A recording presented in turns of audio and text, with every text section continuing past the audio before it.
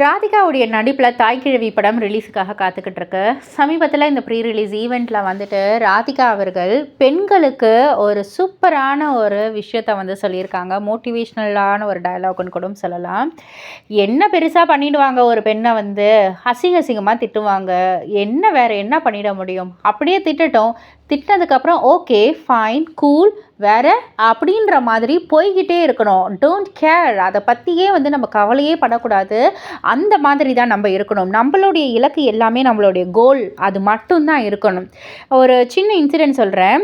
நான் வந்து ஃபஸ்ட்டு இந்த இண்டஸ்ட்ரிக்கு வந்து வரக்குள்ள பாரதி ராஜா சார் பின்னாடியே நான் வந்து நிற்கிறேன். அப்போ வந்து ஒரு மிகப்பெரிய ஒரு ப்ரொடியூசர் அவர் வந்து சொல்கிறாரு, இந்த பொண்ணு வந்து இந்த ஒரு படத்துக்கு தாங்கும் சார், அதுக்கப்புறம்னா எந்த படத்துக்கும் இந்த பொண்ணு வந்து அவ்வளோவா செட்டாலாம் ஆகாது அப்படின்ற மாதிரி வந்து சொல்லியிருந்தார்.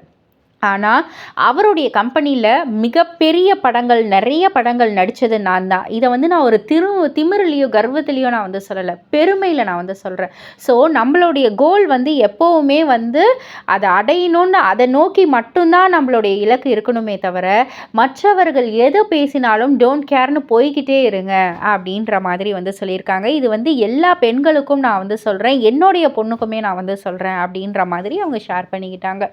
இதை பற்றி நீங்கள் என்ன நினைக்கிறீங்க, உங்களுடைய கருத்து என்ன அப்படின்றத கீழே உள்ள கமெண்ட் பாக்ஸில் குறிப்பிட்டு சொல்லுங்கள். மறக்காமல் சேனலை சப்ஸ்கிரைப் பண்ணி பக்கத்தில் உள்ள பெல் ஐக்கானை கிளிக் பண்ணிவிடுங்க.